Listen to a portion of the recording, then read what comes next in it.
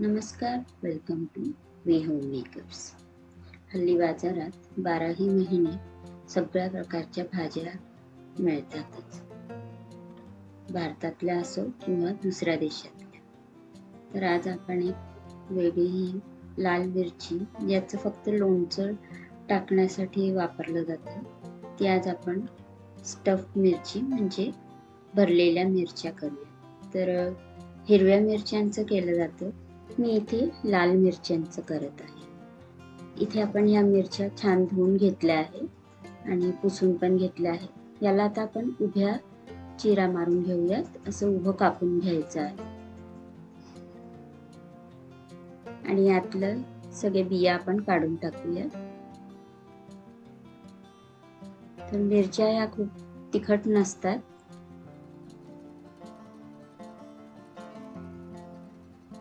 आणि हिरवी मिरचीपेक्षा थोडीशी वेगळी टेस्ट लागते. तर हे मी सगळ्या मिरच्यांच्या आतलं काढून घेतलं आहे. आता आपण पुढची कृती करूयात. तर इथे कढईमध्ये मी एक मोठा चमचा भरून तेल टाकून घेते. त्यानंतर हिंग, बडीशोप आणि जिरं हे एक चमचा टाकून घेऊया. त्यानंतर 100 ग्राम एवढं बेसन टाकून घेतलं आहे आणि याला छान भाजून घ्यायचं आहे. तर छान याचा सुगंध येईपर्यंत भाजलेला असा तोपर्यंत आपण याला भाजून घ्यायचं आहे. आणि त्यानंतर आपण एका वाडक्यात काढूयात. चॅनलवर नवीन असाल, चॅनल अजूनपर्यंत सबस्क्राईब केला नसेल तर प्लीज सबस्क्राईब करा. बेल आयकॉन हिट करायला विसरू नका, म्हणजे व्हिडिओ अपलोड झाली का तुमच्यापर्यंत नोटिफिकेशन येईल. बेसनला थोडेसे गोळे होते ते आपण फोडून घेतले आहे.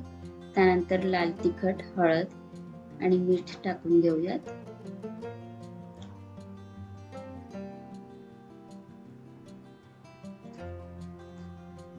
चवीप्रमाणे.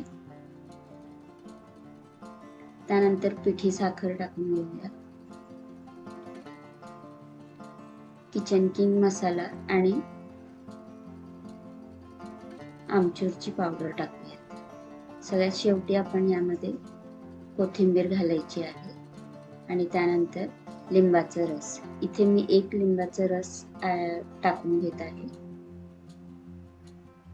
हे आता आपण सगळं व्यवस्थित मिक्स करूया.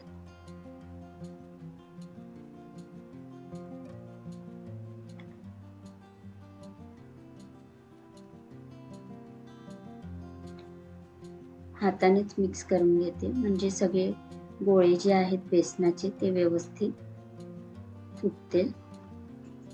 यात मी अर्धा चमचा एवढा तेल टाकून घेत आहे, कारण आपण यात पाणी वापरायचं नाहीये, म्हणजे ओलं नाही करणार आहे. हा असाच आपण बेसन या मिरच्यांमध्ये भरणार आहोत. तर छान मिक्स करून झालेलं आहे. एक एक करून मी हे सगळ्या मिरच्यांमध्ये भरून घेते. तुम्हाला माझ्या चॅनलवर कुकिंग रिलेटेड सोबतच शिवणकामाचे आणि DIYचे व्हिडिओज पण बघायला मिळतील. तर नक्की सबस्क्राईब करा आणि प्लीज कमेंट पण करा, एक मोटिवेशन मिळतं त्याने. तर या अशा पद्धतीने आपण हे मिरच्या सगळ्या भरून घेणार आहोत.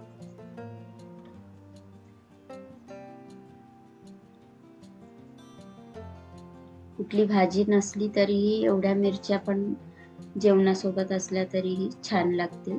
नक्की ट्राय करून बघा. आणि हिरव्या मिरच्यांची तर आपण नेहमीच करतो. तर या मिरच्या खूप जास्त तिखटच नसतात खरं तर. आता आपण तव्यावर तेल टाकून यांना छान परतवून घेऊयात. 2 ते 3 मिनिटांकरता आपण यांना झाकून ठेवायचं आहे.